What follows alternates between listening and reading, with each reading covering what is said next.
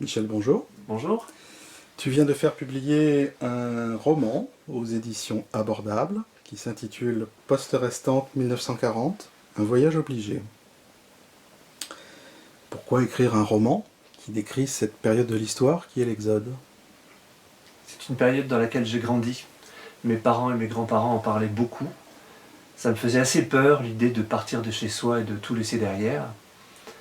En 2010, j'ai retrouvé un document que ma grand-mère avait écrit, où elle retraçait étape par étape et jour après jour son périple pendant l'Exode. Donc j'ai écrit une fiction en utilisant cette documentation et j'ai retravaillé ce texte en 2015 pour Abordable. Donc des sources documentaires essentiellement familiales. Pour la partie chronologique, oui. Pour le reste, travail habituel de documentation, rencontre avec des clubs de collectionneurs. Pour la chaîne Harry Walker, qui est le véhicule dans lequel se fait l'Exode, auprès d'une collectionneuse d'articles de mercerie des années 30. Ça existe. Et puis, bien sûr, toute la documentation habituelle tirée de livres d'histoire, de journaux intimes de l'époque et de témoignages divers.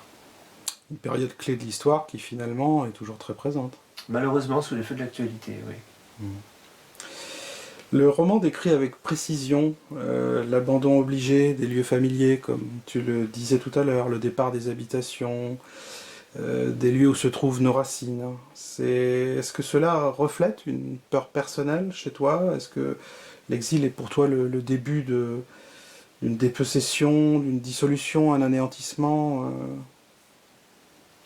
Je crois que c'est une angoisse que tout le monde doit partager, mais en tout cas chez moi elle doit être assez intense pour que je me sois aperçu justement en retravaillant ce texte que finalement le thème de la maison, de l'ancrage dans une maison était un thème qui revenait presque systématiquement dans mes livres. Du coup j'ai décidé d'écrire un roman sur ce thème, je suis en train de le faire.